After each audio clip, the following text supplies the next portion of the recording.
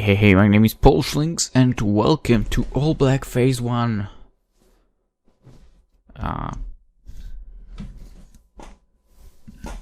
Let's do it. June 22nd, 2010, coast of Mombasa. 18 minutes to 11 AM, possibly.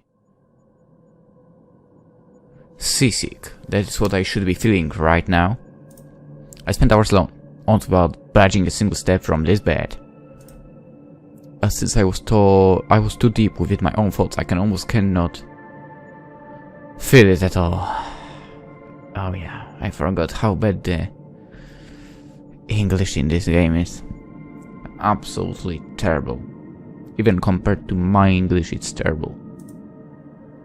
Also, since the only clock on the ship is located in a bridge, and there is not a single clock in the infirmary, I don't know what time it is right now. The only thing that showed time was the long shadow of bright morning sunrise that shone through the deck doorway, which I caught a glimpse from the doorless infirmary still moments ago. I have even lost track of how long have passed since then. They were those dreams when I want them. I curse myself. I curse my own mind as I feel like it's tying me with me, refusing to show me any of those black and white vivid memories I've been seeing since yesterday. Instead, I got this intense sharp pain in my head every once, and then when I tried to force it out. After trying again and again, all I managed to squeeze out from my own brain was echoes of voices, gunshots, explosions, and screams. Despite just oh my god. Despite just the sounds of them, it made me wish I'd never heard it. Not because it sounded awful. Oh my god. Really, I know they wrote that someone did the proofreading, but did they really do that? But because it made me think that I might have something to do with it. I barely had any sleep last night. Even if I did, I would wake up again in minutes. My anxiety prevented me from getting any good rest. Wow, this might be one of the lines that is correct. Now it is morning and my anxiety prevents me from even feeling sleepy. It kind of enhances my senses though. I can hear footsteps entering the lower deck. There is not supposed to be anyone in the lower deck except me. The last time I heard someone's footsteps within the lower deck was a few hours ago, when whoever he was went up to the deck. The footsteps were getting louder, but not enough to echo through the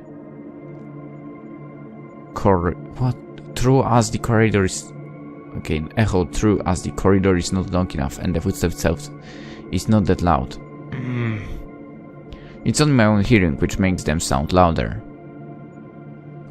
He passed the crew quarters. If he were not to enter the engine room, then he's here for me. Theodore? Despite my anticipation, Jordan's sudden intrusion into the infirmary has been jolted since I was deeply enjoying my solitude. After what he told me last night, I've chosen to seclude myself in the infirmary, trying to remember what happened to me, with convincing myself that I'm not someone bad.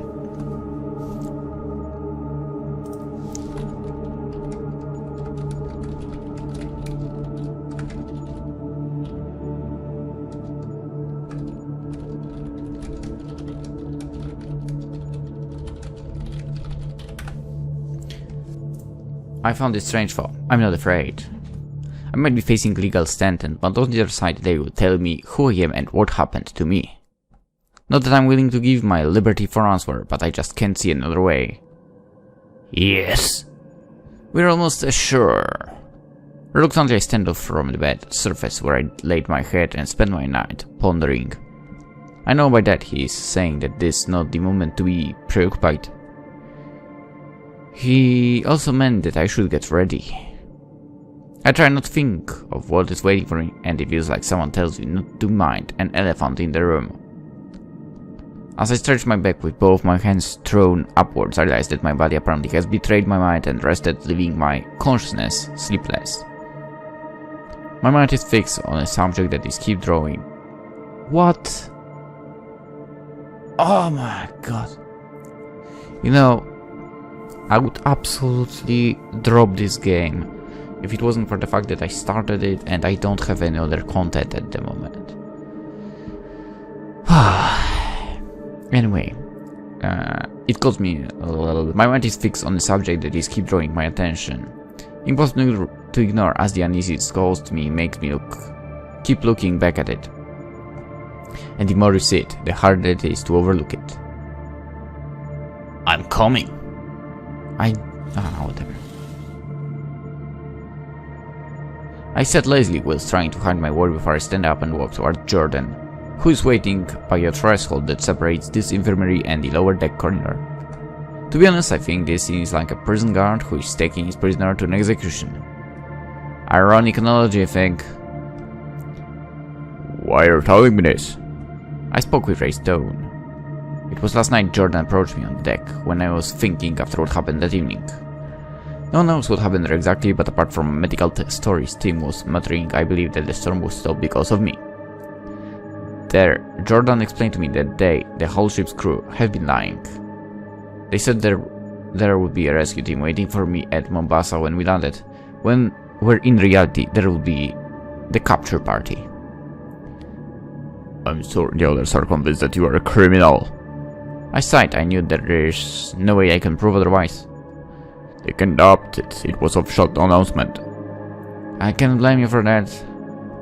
I can't prove that I did not do what they claimed I did. I'm telling this to you so you don't think ill of us. Deep down trust, I'm sure that you did not do that. I was speechless. There is no one I could trust on this except myself, and myself who doesn't even know anything.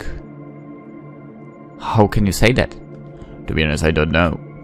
His answer slightly disappointed me, but I also felt glad about it. Naked instinct, perhaps, but it felt so strong I can't ignore it. Thanks. I like how he put a blind faith on me as if I were innocent despite many others saying I'm not. Unfortunately, we only had one day to spend with each other. I kind of wish that I had known him longer. We might have been good friends. He offered me some drink later that night, which I agreed not to accept. Instead, I headed to the infirmary and began to contemplate in solitude. Knowing how I spent the night and how I feel right now about the whole thing, I should have taken it over. I might have not said this enough. The Jordan whispers, without looking at me as we walk through the corridor. I'm sorry. By pretend I did not hear that. I know that Jordan knows I'm thinking, but he also pretends that he doesn't know. This kind of making me want to respond to what he said, but it's too late and it would be awkward if I try.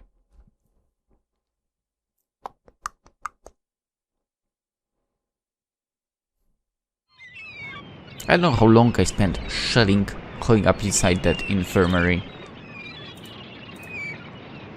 But apparently it was enough to make me forget how blinding can skylight get. Now that I think about it, there's one game. Oh, no one played it. Noise, noise, noise, noise. On the other hand, well, I'm not surprised. Probably if someone tried, they wouldn't be able to survive through this. Supposedly. Checked. Language. Anyway. The clear blue skies along with the song of the seagull's cry greeted me and Jordan, who exited the lower deck. After my eyes adjusted to the blinding sunray, and that we are approaching the mainland, which is now not too far in distance. The first time I've ever seen land ever since who knows when. This might be a good sign of having a mind, of being born yesterday. I can really appreciate the beauty of small things that everybody else can see every day. Home! Tim yells loudly against the roar of the ship, breaking the waves from the bow. His voice is surprisingly loud enough to compete with the sea's rumble. When somebody pulled him up before he claims to be a king again? Dawson looks at Tim from the bridge with a sound that is also enough to compete with the waves. Dawson's shouting eventually followed by laughter from Maury, Peppy and Aldi, who are also standing by on the deck. Roughly 30 minutes later, the ship finally docks to the Mombasa pier. An ambulance has been waiting for our ship on the pier before we even reach it. And after we docked, all the ship's crew except for Jordan are pretending to be busy. Thus and Maury, Peppy pretend to unload fishes from their cargo, while Tim and Molly pretend to check the engine room. Before I disembarked from the ship, I made a last trip to the infirmary. Not to reminiscent, 2 days in this place gives me nothing to remember, except for the storm, and even that did not happen in the infirmary. I came back to the infirmary just to retrieve the last thing that is belonged to me, my Theodore Quentin winter jacket. Left on deck beside me is Jordan, who it seems everybody had voted to be the representation of my parting party. The thing is, apparently he also doesn't know what he should say. So, this farewell, huh? Sorry for the order, they meant well. Nah, it's fine, man. Just tell them thanks, without all of you I'd be dead already. Unexpectedly he raises his right hand forward, offering me a handshake. And since I was surprised, I awkwardly accept his gesture. Come think of it, he is the only one I did not shake hand with the first time the others introduced themselves. This makes a good follow-up, despite being a little too late. They've been waiting for you, he said as he taps on my shoulder with his left hand, whilst our hands are still in each other. He then points at 2 men in the greenish shirt uniform who are standing on the pier. It was a bit hard, but after I spotted 2 men, I let my grip off from Jordan's hand and wears the jacket I have been holding on my left arm. Without saying anything else, I walk off the deck into the pier. Only after a few steps later, I realize that I haven't said goodbye. But then I refrained from doing so, seeing how Jordan has turned his back and entered the upper deck. Holy crap, beautiful place. I turn my back and walk faster to the pier, where the 2 men wearing green shirts and black pants are waiting. As I walk on the pier, which is paved with oval-shaped stones, to the alley which connects with the streets, one of them realized my presence and warned the other. Where I can reach them, both of them also approach me. And since I know that they're not here to take care of me, I had to be careful. Lieutenant Theodore Quentin? Yes, probably. We are your rescue team. What a lie. From the very beginning, they have lied to me. His answer gives me more reason to watch over myself. Answer. My name is Odie and this is Rick. And it's very hard for me to fake a smile right now, but since they are the only way I can know about myself, I try to stay in my character. Our transport is parked in the street. We'll take you to there. Sure. I was flustered because I was thinking what they would do to me. The best scenario is that they are really taking me to Great Einhorn, and the worst scenario is they'd kill me here and now. Because if what everybody says is true, that I crashed an aircraft, that is the most reasonable thing to do. I was scared they would do the latter, but apparently they are taking advantage of my absent-mindedness. After we walk out from the alley, I can see a red and white vehicle that looks like an ambulance is parked on the street. Odie and Rick are walking me towards it. Looks like I'd be taken in after all. So, sir, our report says that you are Amnesiac? Odie begins to talk as we approach the ambulance. I'm glad he opened up because walking with them 2 people I don't know well in silence is very uncomfortable. Yeah. I can't remember anything prior from the first night I was rescued from the fisherman's ship. Can you tell me what happened? Frankly, we don't know the exact story, sir. We are just told to pick you up here. That figures we're just underlings. But our report says that you got caught in a helicopter crash. I already know that. The fisherman told me yesterday. We're sorry. We don't know anything else. As he speaks, we have already reached the back door of the ambulance. But you can rest assured we are taking you to someone who knows. Really? Rick. Click. I did not bother to see when Odie opened the ambulance's back door, since I was too focused on talking to Rick. Wrong move! Because soon after the door opened, a third figure suddenly jumped out from the ambulance and put a bag onto my head. What? I resisted, and so do they, but before I can even comprehend what is happening, one of them muffled my mouth and nose with his hand. Suddenly a strong, pungent stench gets through the thick cloth of bag that is covering my head. Chloroform. This smell slows down my thoughts, making my body feel this sudden irresistible fatigue. By the time the hand that mouths let my mouth and nose go, my head is too heavy to react. Before I fall like a sack of sand, I can hear that voice again. The voice of someone calling my name silently. In the bright side. This is the first sleep I have since yesterday.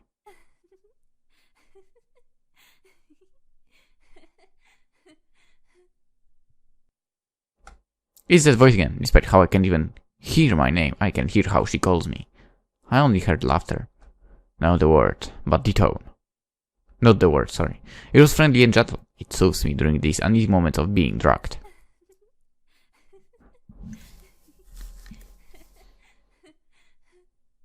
What's she laughing about? Shut up! Once twice it called me. It was soothing, but the third time kind of annoys me. Before I was drunk, I was alert, but after I felt unconscious, my sleepiness took over. I refused to wake up. I didn't know how to tell the voice to let me have some rest. Okay. What? What? A tree? My inner voice shouted, and it echoes in the empty chamber of my mind. In an instant, I opened my eyes. Not my real eyes, but the eyes that I used to see dreams. I awakened. My senses have... I awakened. My senses have turned back on. My sense for vision, my sense for hearing, my sense to smell, my sense to talk, and my sense to feel. I'm back to that room where the sky is white and the bottom is black. I look to my left and realize that this time I arrive in a different place. Instead of sitting on a chair behind a wooden desk, I'm now sitting under a tree. A small willow tree. The tree itself looked like it was real. The brown and grey of its woods, the green of its leaves, and the red and yellow of its dead leaves. This is the first time I see older colors than dull colors in this room. There's something odd with it though. Despite I can't feel any wind here, the leaves and branches of it sway around slowly as if it was being blown by wind. There's also a book on my lap. It's not thick, but it's just plain white. The cover is blank, and when I check it, I find that every page of it was clean. There is that sound again, but this time I can hear where exactly it came from. What? Ooh. Hello there. I was shocked when I turned my face to my right. A white figure is standing very close from me, just one step away from me. Her hip long hair nice, is waving to her left because of the non-existent wind, while she uses her right hand to hold her waist. So she's standing with her back to us, from entering her non-existent eyes. How can you see eyes if she's standing back to us? I mean, that would explain how her right hand is on her waist. What do you want? I was too shocked, and just like before, the ethereal voice of mine can be heard. My voice sounds different, somehow lighter. Also, unlike the last time I saw her, the white figure is now apparently wearing sleeveless blouse and jeans, not a sundress. Were you sleeping here? She shouted at me. Her voice sounds tough, but I can still hear a hint of feminine voice. So what? Why are you here anyway? If you could answer me, I would not have to walk here. It's subtly implied. If I'm not answering, then I don't want you coming. Ow. Whatever. She gives up, while raking the right part of her hair from entering her face. Eve's been looking for you. Eve? What for? She asked for the new book you borrowed. Oh, this book. Tell her to wait, I haven't finished it yet. Then quickly, finish it. It's hard. I fell asleep through it every time. Great. Then just let Eve read it first. No way, she'll spend 3 days reading this. I'll finish the book tonight. Now let me rest. So you really were sleeping here? Like I said, so what? You shouldn't sleep here. After standing and scolding me from where she was standing, she began to approach me and yank my right hand. And just like before, like when I shook Dr. Grail Einhorn Black Silhouette's hand, despite her indistinct form, her touch felt so real. She took my right arm and pulled it as hard as she can, but no matter how hard she pulled, I did not budge. I did not even resist, but she definitely tried to pull me out. Just let me stay, I'll be back to the house before night. No way! Wake up! You're annoying! Wake up! Wake up! Wake up! She keeps pulling my right arm, again and again, until slowly her voice fades away, but it keeps echoing. And little by little, the sensation of her pull changes to another force from outside my body. I regained my consciousness, gradually becoming alert of my surroundings. I can hear the sound of engine and car horn honking vaguely, but I can't see anything. I don't remember that they put the back of my head. Of course I can't see. Also, when I try to move my hand, their movement is limited. Both my hands are bound tightly behind my back. I can feel what is bending my hands. It's not still cold, so I think it would not be handcuffs. It's not fixed, so I think it would not be rope. And I can feel that it is thin, so I'm guessing zip tie. Zip ties, despite their rigid structure, it is physically hard to break free from its bound. True. I have to give up after a few tries, because instead of making it stretch by expanding my wrist by pushing my hands against each other, I hurt my own wrist. Yeah. That would happen, yeah. Despite being blinded, I try to absorb my surrounding. I remember the last thing happened to me before I arrived here was being bugged by my rescue party. While I'm now sitting on a bench, my back is lying onto a wall. And from the indistinct voice of traffic outside, it's just a wild guess, but I think they are driving me somewhere in their ambulance. Shit! The supervisor is slow in responding. How long since you asked for direction? Almost an hour ago. Well, just report that we'll not be on time. So far I have yet to make a movement, except for when I was trying to spread my arms, in case there is someone with me here. And after hearing two mumbled whispers from my left, I know I was right. If I were moving, I bet they would do something bad to me, as if this situation isn't bad enough. Think straight. I clear my mind, trying to come out with a rational plan. I know that whatever I have in mind, I have to free myself first. And no matter what, I have to do it fast. I also know that when they let me go, I'd be in a dangerous place and situation. Contoured my hands forward by twisting my hands upward, not without breaking my shoulder and pulling some muscle. Spin my hands forward by moving my hands through my legs, could be, but I will need to maintain balance, and as soon as they notice my movements, they would apprehend me. Such fight would be easier if I was not blindfolded. The only best choice is to keep stretching the zip tie until it gives in. It will be very hard, but scrapped wrist is still a better option than who knows what they would do. After another meaningless few tries, I noticed that not only the zip tie wouldn't stretch, I'm also sitting uncomfortably. I can feel something, some kind of hard bulge preventing my base from sitting comfortably. What? A wallet? I don't have any. Mobile phone? Less likely. Try to remember what I could have put in my back pocket. I don't remember putting anything inside it. What even I have to place there? My mind tried to dig deeper, but I'm sure that after I woke up on that boat, I didn't have anything in my pockets. This means either I put something between them and now, or the least possibility is they put something there, but I dumped it. Again, I tried to recall everything I did up to this point. I woke up, met the ship crews, helped them through a storm. Wait, that's it. I remember. I put a pot knife there after I helped securing the sail. I guess they forgot to ask it back, but now I am grateful for their absent-mindedness. Being cautious, I move my right hand slowly towards my right back pocket.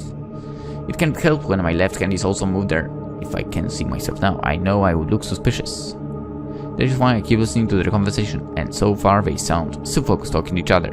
They haven't noticed me. Probably. Awkwardly pull the pocket knife out.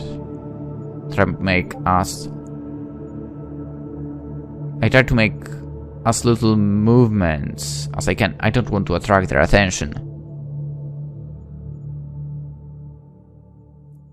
I try to pull it, but my wife presses it against the bench.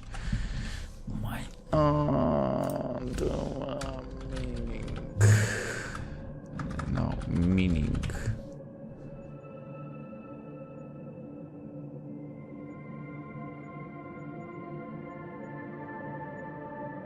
What?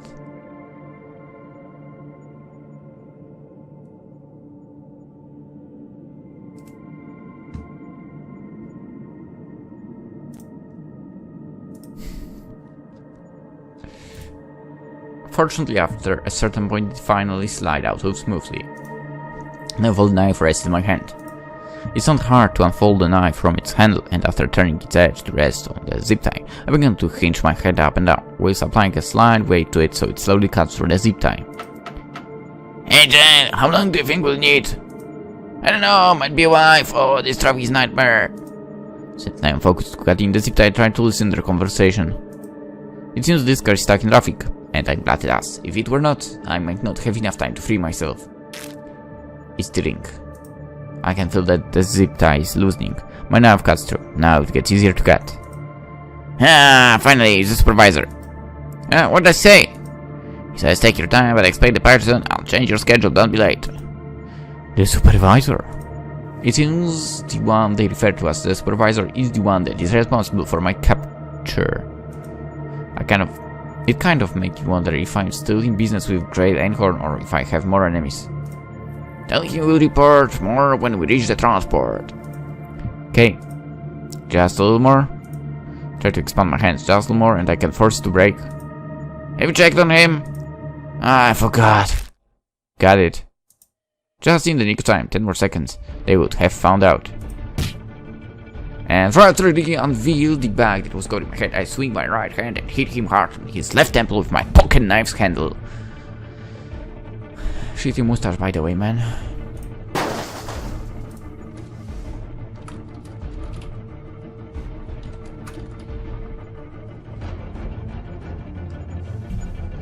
He didn't have time and reflex to evade. My blow landed perfectly and threw him leftward, further against the back door. These people aren't experienced in combat apparently. They gave me enough time to survey my environment. The person I hit earlier was Rick and the other one sitting in this room is Odie. Right now I'm trapped inside the back of an ambulance. The odd thing about this ambulance is that there's no medical equipment whatsoever. This car is just a disguise. Guy! Soon as Odd began to react, instead of attacking him using the knife in my right hand, I spring my right leg upwards and boot Odie right on his screaming jaw. The impact from my blow was strong. It made him bounce against his front wall and made him fall unconscious. "What's happening back there?" A voice from the front can be heard. I remember the third figure, the one that blindfolded me back at the pier. Odie called him Guy and I need him awake. There are a lot of things I need to know from him. "Odie! Rick!" He will have to come here if he wants to know what happened, but before that I need to secure these two unconscious sluggers. There's a pack of zip ties in Rick's pocket, so I put my knife back to my back pocket and take some of the zip ties to pin Rick's and Odie's legs and hands with them. "Are you alright?" As I'm checking Rick's and Odie's pocket for something that might help them to escape, I can hear the front door being opened and slammed back shut. The robber is coming to see the backside. I didn't find guns or dice, but apart from their wallets, I found an electric taser and a radio transmitter in Rick's pocket and another radio transmitter. And a mobile phone in Odie's pocket.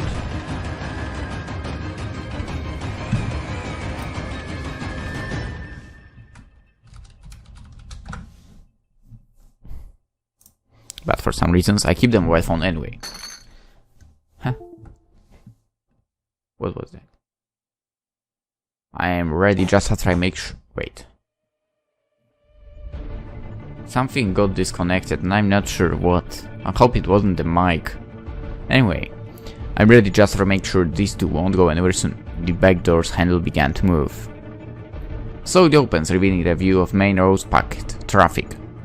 Some of the car behind this ambulance reflects the noon sun's bright light. I had to cover top half of my eyes to see clearly. Figures began to materialize, eclipsing the blinding reflected sunlight. I can't see him clearly, but without wasting my chance, I start charging towards the door. Halt! I stopped mentally, only about 2 steps away from him, not because of his order, but because I noticed that he is pointing his right hand that is concealed inside his jacket pocket. First thing I realized is, of course, that if he's carrying a gun inside his jacket pocket. "Get back!" he continues, while also flicking his right hand that is still concealed inside his jacket pocket. He's not too different from the other two. He's wearing pale green shirt and black pants, but he's also wearing a cyan surplus jacket in which his right hand is hanging inside his right hip pocket. And unlike Odie and Rick, who have shaggy haircut, this man is just bald. I walk slowly backwards with both my hands on the air, showing that I am compelled to him. After I made a certain distance between me and him, he starts to climb despite the queuing truck behind his ambulance. Either he knows that this car won't move soon or he just doesn't care. "What did you do?" Magic! Did you? I did not kill them! He closed the back door after he entered the threshold. This could be my chance, but distance between me and him. With me still on almost the end of the left bench and him just a step to the back door is still one step too far to cover in one tiny time gap for pulling gun's trigger. Where take me?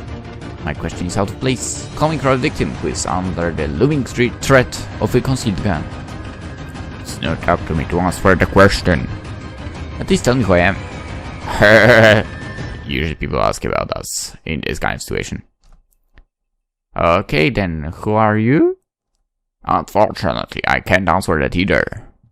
Apparently there is no question he can answer that provides me with useful information. Guess we are getting rid of him. If it were not for the gun he's supposedly to be holding, I would have knocked him out. There is 50-50 chance that he's truly holding a gun, but I'm not betting on that. For a moment after my last question we can only stare at each other. While I have reached the end of my sight, he keeps advancing as if he were waiting for a chance to disarm me. If he is really holding a gun and he wants to kill me, he has his chance, which means he prefers to have me unscratched. Ugh. Rick suddenly groans a weak whimper. I can make him. I hit him quite hard in the head. I don't even need to move my head to look at him, only a slight roll of my eyes to check his condition. But apparently Guile needed to. Rick, you okay? And that's when, is the chance I need. Just a brief window of opportunity, but it is enough. Guile has moved his attention from me. I jump from the bench and use my left hand to grab his right wrist, which has lightly lowered upon his distraction. Blam! He's surprised essentially, but in his panic he managed to pull the trigger. Fortunately, the material that made this ambulance is not thick. The bullet pierced through. But it was not the only damage it did. The gun didn't equip with silencer, and since we are practically inside a sealed metal box, the blast it produced was enough to make us deaf. Just like inside a bell when it tolls. Static pinging conquers my sense of hearing. I try to press the noise as hard as I can. Guile does the same thing, but unlike me, he uses his left hand to mask his left ear, trying to stabilize himself. I recovered faster than him, and with this advantage, I'm planning to topple him. He's already losing his balance. I'll need to apply small pressure to make him tumble. Despite still having a hard time suppressing the pinging noise, I straighten my right palm. I raise my arm to face level, making quite a distance from my carrot so I can build a nice momentum before my blow impacts.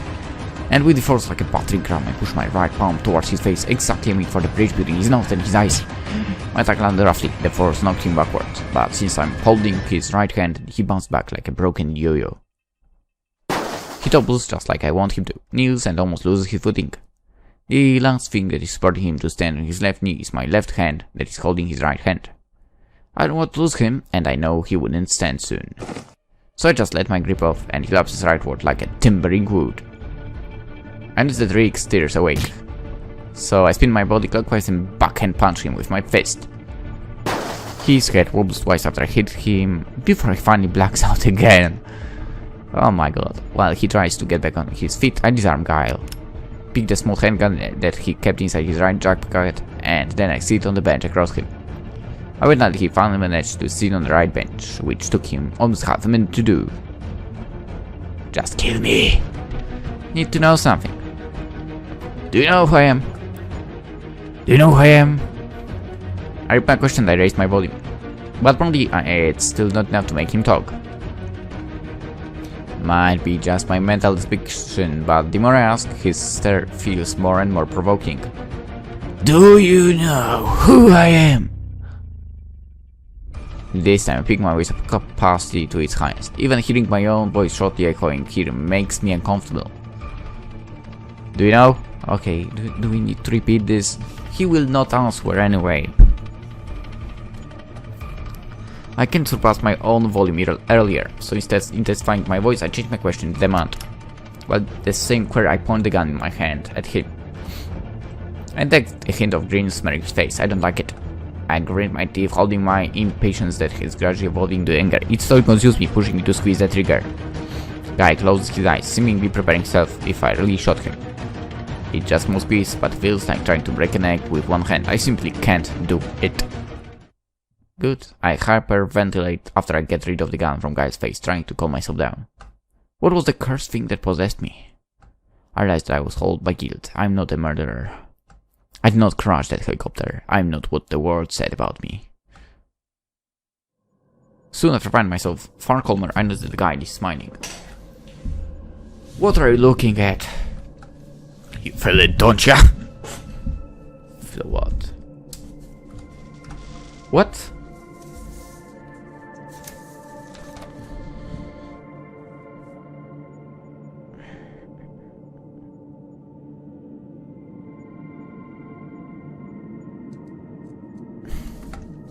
I can see right through you. What the fuck is this guy talking about?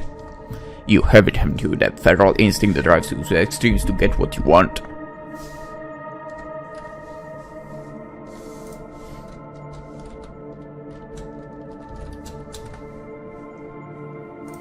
I don't know who you are, but I know why I was sent to get you. You are a murderer, you just look like one. I don't know if that is true. But what's important for me is that I know that I'm willing to bleed these veins, try to prove that what he said is untrue. He doesn't know anything.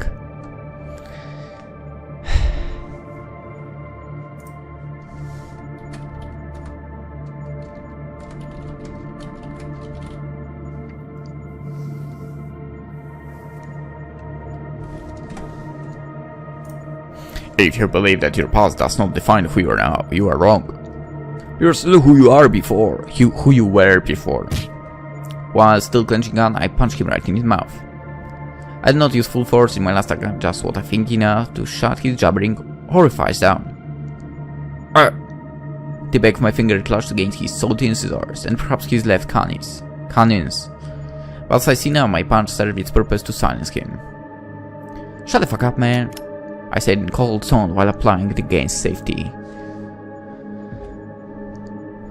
With now seemingly clear consciousness, I can think straight.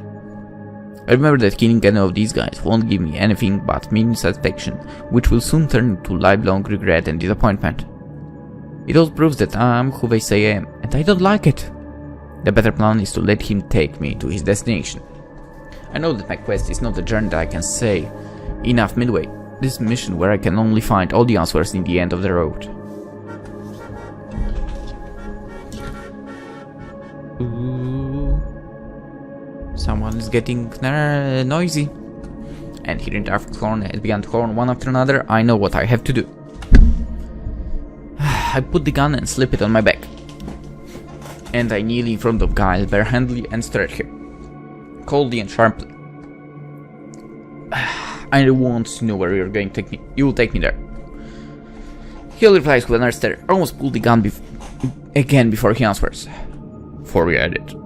I'm not asking you to, I'm ordering you to. You are a madman. You're not supposed to come to them. You are supposed to run away from them.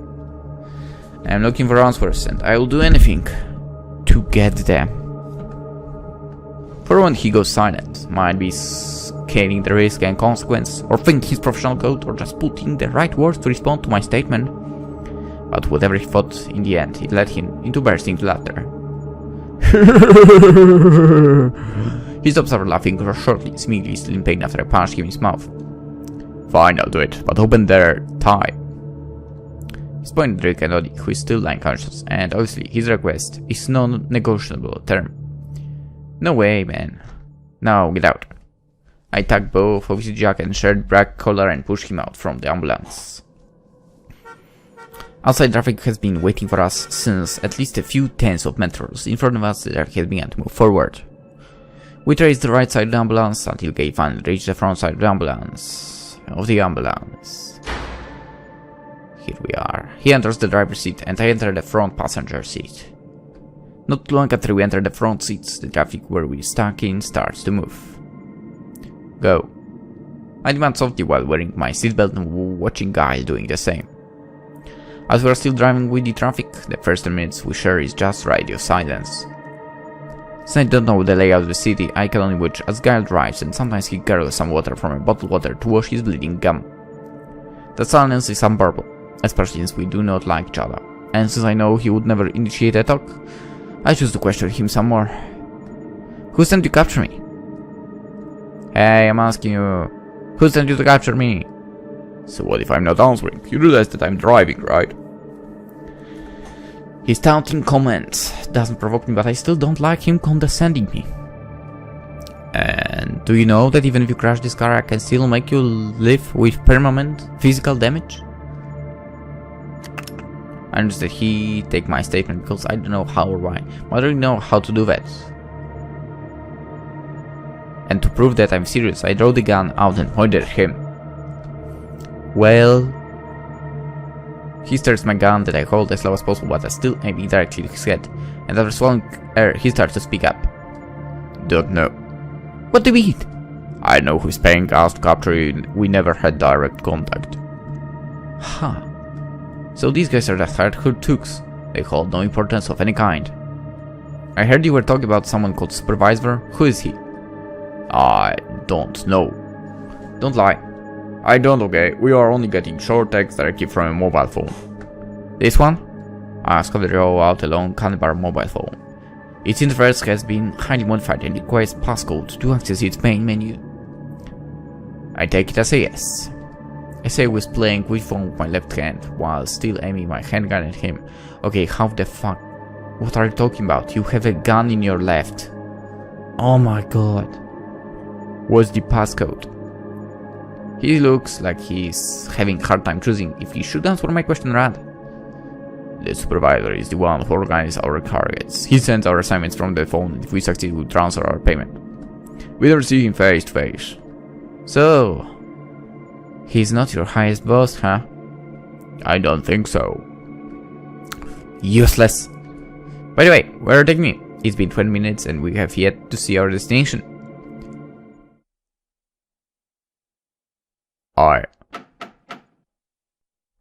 Suddenly twice a bang noise against the wall that separates the front seats and the back side can be heard. What is the meaning of this? So all these times he had just been stalling? I'm sorry, Lieutenant, but I've told you too much. Huh? That's right, they had a plan and I fell into their trap. I've underestimated them. Despite being inexperienced in hand-to-hand combat, they are all quite well coordinated.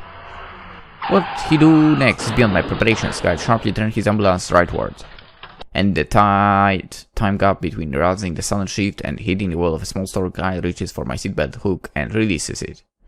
I can see him smiling before the ambulance front and hits a solid wall surface with considerable force. In an even tighter time gap between raising Guy had released my seatbelt and hitting the wall, my brain went to a drive figuring out how I can minimize the impact of my body. Replugging my seatbelt into its slot is not an option. It takes too much time and precision to do, which is impossible to do in mere seconds. Covering my face with both my hands is not good either. I could break my wrist bones doing it. So what did you do? Hiding under the dashboard is also not a good plan. Despite there being a long machine compartment between the front end and front seats, there is a possibility that I would get stuck or even worse, get crushed. The only sensible action to take is to lie down horizontally on the front seat. Even if I get thrown up on impact, my whole body will clash with the dashboard and take minimum damage. I don't have to worry about the pieces of glass from the windshield case shattering since I'm wearing a jacket. All I need to do is to cover my face in it. Despite it seems that I have taken quite a long moment thinking, it wasn't even 1 second passed since Gay released my seatbelt, and only another second to do exactly what I had planned. I immediately dropped my body rightward, raised my legs on the seat to lie on my side, and covered my head in my jacket. Soon after I reached the position I want, I closed my eyes and braced for impact. For most of people, this would happen just in an instant. They won't even know what happened, but not me. If I close my eyes, being oblivious to my surroundings, I can feel everything. How the front end crashes against the solid texture of the wall and how the force of the impact transfers through, from the frontmost to the backmost. My body was thrown forward and clashed against the dashboard. I was expecting myself to fall into the gap below the dashboard and the seat, but I was bounced back onto my seat instead. The next thing is the rain of shattered glass pieces. The thick fabric of my jacket protected me well from their sharp edges, and apart from my sore left side that clashed with the dashboard, I'm fine. After all of those passed, I slowly opened my eyes. Giving something's moving into my left pocket. Huh? How? What? I remember that this is where I kept the phone. Immediately I raised, but I was too late. Guile has already seized the phone from me, but then instead of keeping it safe, he breaks it by smashing against the dashboard. Hearing the two knocks that triggered this whole fiasco, I realized that Rick and Odie must have let themselves loose, which means they would aid Guile to apprehend me soon. I have only a little time to recover. First thing I need to do is to look for a weapon. Look below to the gap below the dashboard and the seat, and my gun is lying there, waiting to be taken. It's not really yours. I reached it effortlessly and immediately opened the passenger door and leave the ambulance with, while Guile is still struggling releasing his belt. Bacchus. I don't know whether the wall is too weak or the car's front end that is too strong. Apparently the ambulance went through the wall of a small convenience store. Rick, cover to the right! I can hear a shout along with the sound of the back ambulance door being slammed. It was Odie's voice. Hearing his voice makes me refrain to run behind the ambulance into a small alley beside the convenience store and enter the convenience store through the hole the ambulance had made instead. I check my handgun. I know that this kind of handgun only holds 9 bullets, and since Guy fired one earlier, assuming he had fully loaded it, that means this gun has 8 bullets inside it. The inside of the convenience store is pretty much in chaos. Fortunately, the cashier is right in the other side of the room. If it were near the entrance door, it would have been fatal. Blam! When I saw Odie appearing from the left side of the ambulance, I released my gun safety and fired a shot. It didn't hit him, but instead ricocheted from the opposite side onto the alley. Fortunately, there are not so many people here to take that hit. On their side, Guile and Rick have teamed up. I can see that they have guns. Both of them are holding a one-handed automatic machine gun, which I don't know how they acquired. I don't know about Odie, but I assume that he's just the same. You can still surrender, Lieutenant? Never. Ooh, who's that? Probably I can cover behind one of the counters while they're buying. Obviously, I don't want to be with them. I'm not alone inside the store. Apparently, there is another figure hiding at the other end of the counter. With longer inspection, I can see that the figure is a woman. She's sitting against the counter while covering her ears. Only I feel like I've seen her before. Her hair is long, waist long, but her figure is eerily familiar. Don't tell me. If I'm not wrong, she looks like the white figure I've been seeing with my dreams. It can be. Their automatic machine guns spew barrages of bullets. Their shots hit and pierce through at the wooden counter at my left. I would have died if I were hiding behind it, and after looking at the third figure I noticed that my attention has been slightly unfocused. My eyes are focused to her. I need to reach her, but even if I manage to reach her, I still have to save her. Lieutenant! Unlike before, they aim lower. It would seem that the object is to catch me alive. It's true that they might have something that I want to know, but there is another potential piece of clue at the other end of this room. I tiptoe while slightly crouching across the counters with a gun on my right hand, walking awkwardly, trying to conceal my head from the counter's level. Odie, check the counters! I don't know how far we are from the nearest police station, but at this rate they would get caught if I run now. But first, of course, I have to save that girl. Hearing Guile's order earlier made me took a peek from the top of the counter. I found Odie advancing towards the counter, but he has noticed that I moved. I took the advantage to shoot him on his right leg. Odie tumbles soon as he feels the hot lead pierce through his right calf, screaming after he realized what had hit him. He's dead! And a barrage of bullets spew through, hitting and piercing the wooden counter I passed through while I keep trying to reach that girl. She doesn't even budge, hearing gunshots around her. Instead, she's covering her ears even tighter, as if that would stop those men from firing. Hey! She doesn't hear me. She's covering her ears tight enough to make her completely oblivious to me. Hey! I called her again. This time I was close enough to tap on her left shoulder. No!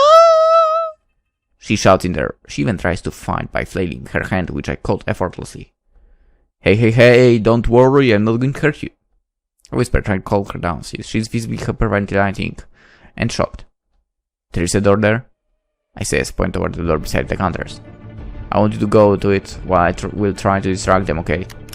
Soon after I finish my instruction, I immediately rise until I can comfortably aim my handgun from the top of the counter. But before I can even fire, she pulls my left elbow, which forced me to crouch again. What is it? She shakes her head hastily, signing that she can make the run. How about together? Can you do it? She's still shaking, but pushing her is more dangerous, but that seems to be the only way that I can make her move. Ready? 3, 2, 1, go!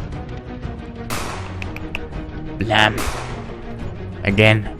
I pull her left armpit and push her left shoulder toward the door after I fired the shot. I can see Rick and Guy are aiming us, but before I can pull the triggers I had fired mine.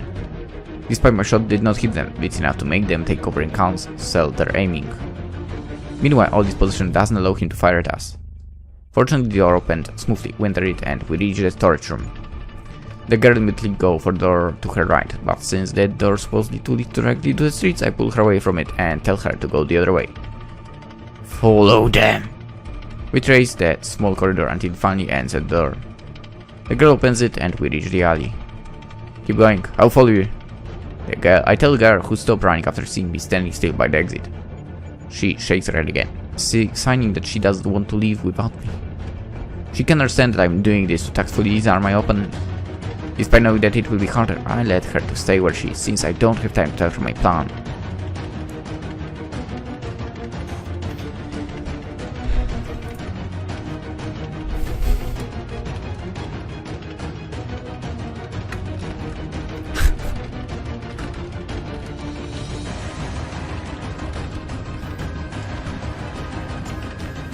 Not long after I wait, Guy and Rick appeared running from the door. Both of them did not expect my presence behind it. I seized my chance to strike them with a surprise attack. I flipped my handgun, so now I'm holding it upside down. And with it under my hands, I used to knock Rick's right shoulder. Upon feeling my swift attack, Rick falls while also dropping his machine gun. Right after that, Guy turns around and starts to swing his right hand and aims his machine gun at me. He's fast, but not fast enough, and not far enough. Before a guy can point his machine gun at my head, I can block his right hand, using my left hand before he can reach a straight line to shoot my face. After I caught his hand, I got to my backhand, slapping his right hip using my right fist after I dropped my handgun. Twice I hardly struck his right hip before I used the volley between my right thumb and index finger to blow his windpipe. Guy tumbles to his knees. I topple him by kicking him on his chest with my right foot. One down. I catch my breath trying to compensate for the summon I used to knock Guy out. I noticed that the girl is watching me fighting while hiding behind the wall of the house to my right. She's safe and I still have to take care of Rick. When I turn around, I did notice that Rick had recovered. Punches my right cheek using his left hand. I get thrown back a step. He continues to by kicking the back of my left knee. His sweep makes me fall and I collapse on my back. He continues by sitting onto my stomach, but before he can pin me, I managed to block him from sitting on my bum and by pulling my right knee to my chest. With all the might I could gather my right leg, I pushed him away and I tried to recover my footing. I look toward him aggressively before he tries to kick my left hip with his right leg. I unblock his leg while lifting my left knee up to my chest again and immediately drop my leg again before he can topple me.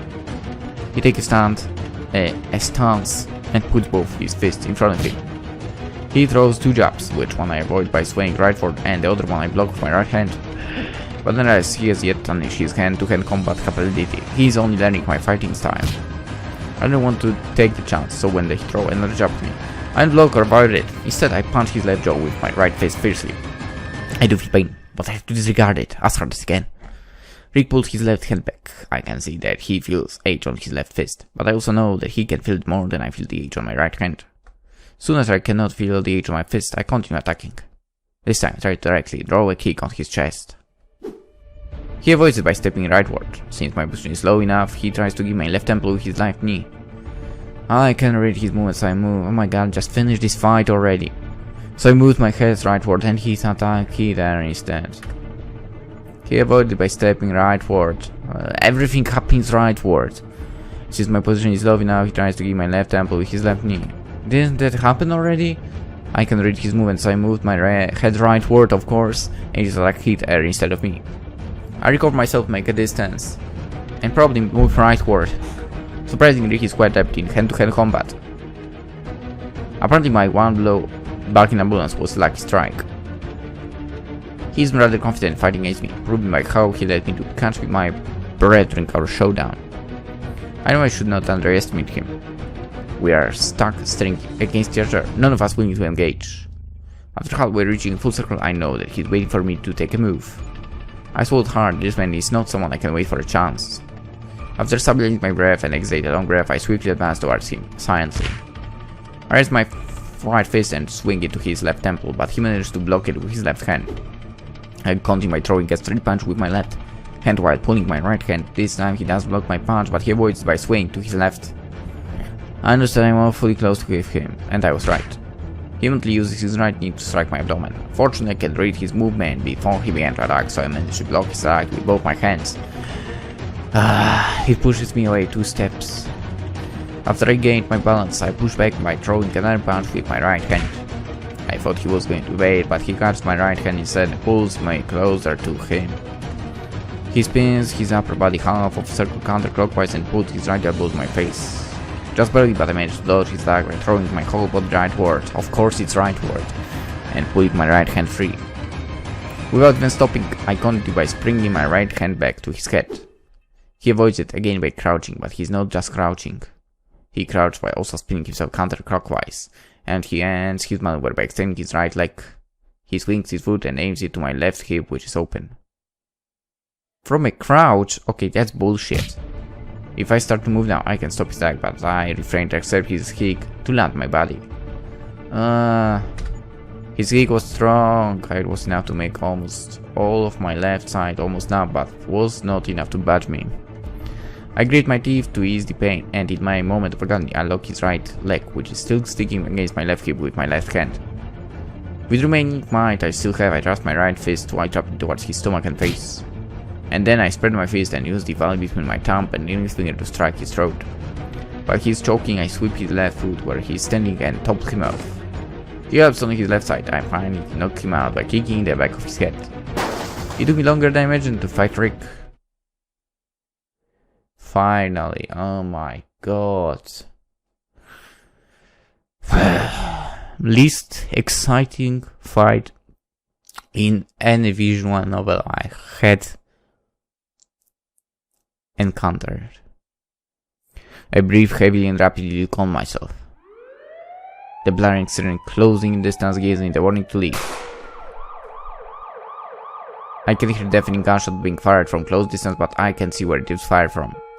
Until suddenly I feel a warm pain straining from my left shoulder. What? My heart starts to race. It's making me hard to turn around and see what hit me.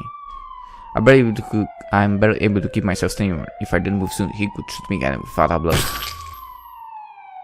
Another noise, a staccato voice of something feeble smashed against something solid and it breaks, can be heard. Since I barely have the conscience to look around, I do it very slowly. Behind me is that girl, holding a bent wooden broomstick in her hands. I thought she had run away, but it's a good thing that she was not. I look around, too across the body like on the light, bound to a deep forced sleep that I apparently induced. Why do I know how to do this? What am I? Putting those questions aside, I think I may have one last word. Behind me, the girl who looks like the white figure has been appearing within my dreams lately. She's standing timidly with a broken stick on her hand. I can see that she's terrified, but she seems unwilling to leave. Sorry for the late introduction, say without my face facing her. Call me Theodore. What's your name? Vicky. Well, Vicky. My voice is getting lower and lower, competing with my breath that is getting heavier and heavier. Think I need your help. Chapter 2 end. Which means episode end. For now, hope you enjoyed.